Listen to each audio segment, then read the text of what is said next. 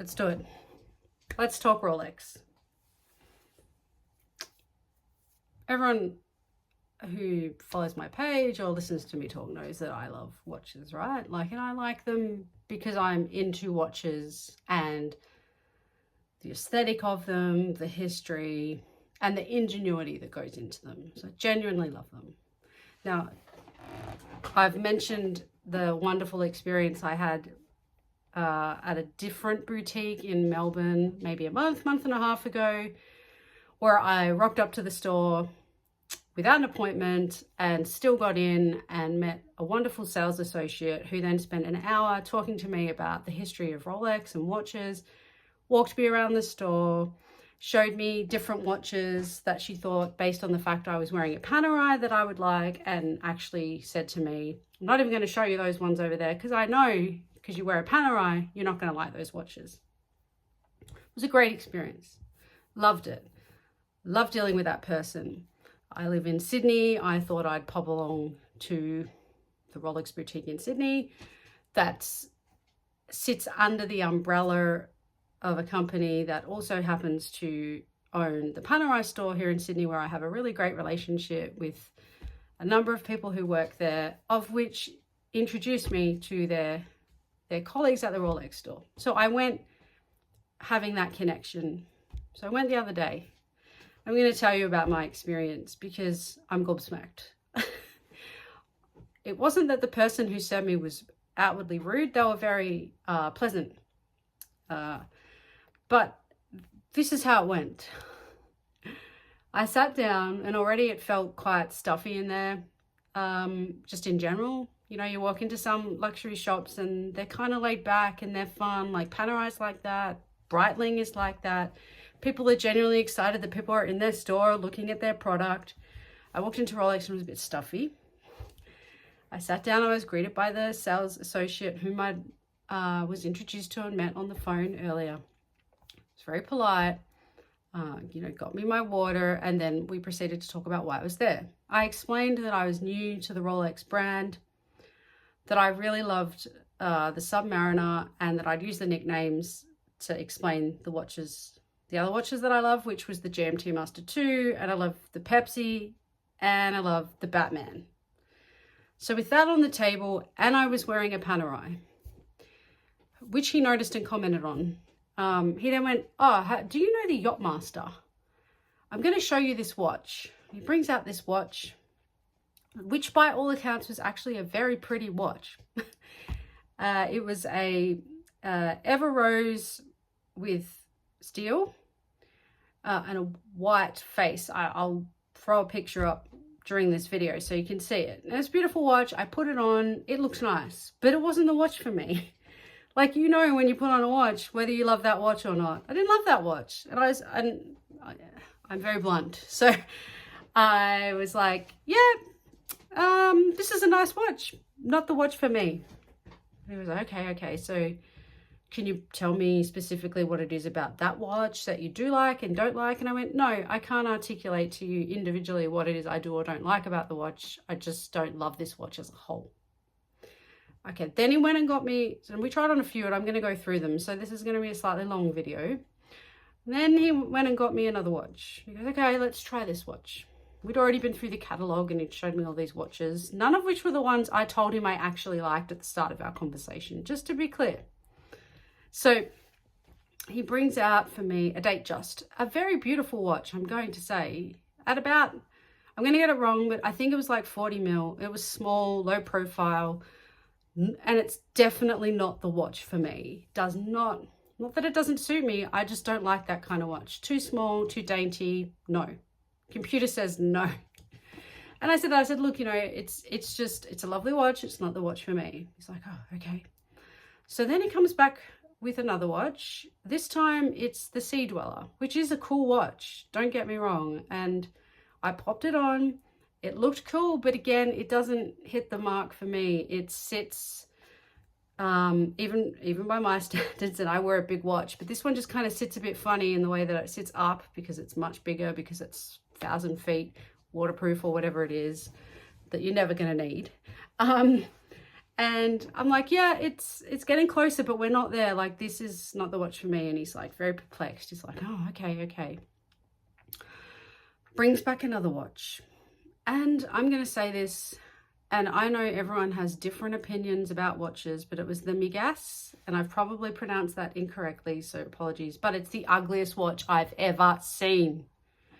I don't care about that green sapphire and the way it hits in the light. In the store, it just looked like a green face dial with a blue underneath, giving off this huey color that looked awful. The lightning bolts, seconds mover, sorry, very cool, but not enough to spend 20 grand on a watch that's, in my view, hideous. I didn't put that one on. I was like, no, that's a hard no. He's like, oh, okay. Well, let's try one more. And he's like, at this point, he's kind of like, oh, you know, Rolex isn't always for everybody, and that's okay. Like, it doesn't matter if, you know, it doesn't suit you and blah, blah, blah. And I'm thinking, well, yeah, I mean, those watches are not for me. That doesn't mean Rolex isn't for me. So let's not mistake that. He brings back the Air King. I'm new to Rolex, so I don't have a firm view on this other than I just don't like that watch. For me, it feels a bit plain, or there's just something not quite special about that watch for me. So I popped it on. It looked okay on, but I mean, I just don't like the Air King. So I was upfront about that. I'm like, I don't like this watch. The last watch he brings out is the Explorer, which was a cool watch. It's the white face. It's, in terms of size, it really works, but I still didn't love it. Like, it wasn't the watch where I was like, I have to have this watch. And I said that. And so we get to what looks like it's becoming the end of the consultation or appointment or whatever you want to call it. And he's like, you know, doesn't look like there's a watch for you, blah, blah, blah. And I'm sitting there at this point, and it's about 40 minutes into the appointment. And I'm like, I love going watch shopping, but this felt like I'd had my time wasted. You know, like and I said to him, okay, so am I not even allowed to try on the watches that we've spoken about that I've told you I actually like? This was his response to me. Well, no, they're not watches for first-time Rolex buyers without any purchase history. They are watches that you acquire at the end of your collection, not at the start. I mean, what the fuck? I mean, he was dead set serious, man. Then he remembered I'd been referred to him and I had watch buying history under the parent company, basically, that has the license for that Rolex Boutique. And then he was like, oh, well, I guess, yes, you do have purchase history with the other store. So then he graciously goes over and gets out the Rolex Submariner and the Rolex GMT Master 2, the Batman. And I try them on. And you know what? They looked great. That's because I like them, and they look good on. That's why I like them. And I was like, oh man, like, so by this stage I'm pretty grumpy, right? Like, not to him, but internally I'm thinking, what is going on? I'm like in the twilight zone here. Like, it's like I've had the good grace of someone else's presence. Like, they're doing me a favor. Like, I'm shopping. It's unbelievable. What gets me is the ridiculousness of, well, actually, you have to buy a watch that you may not really like, and it's not even buy the watch. You have to go on that list for that watch that you don't really want to get that watch in order to go on the list for the watch that you really, really want and wait for that to potentially come into existence in some time in the future. I mean, that's absurd. Absolutely ludicrous. I've heard of this. I've read about this online in forums and other people talking about their experiences. Now that I've lived it, I'm like, that's outrageous. I am not going back to that boutique. You know, they probably don't give a shit about that, which is also fine. But I was just like, what the hell, man? Like, what is going on in this world that someone treats you like that in a shop when you're going in there for a fun purpose because you love that brand, you love that watch, you know, whether it's the one he wanted to sell you or not, it should be irrelevant.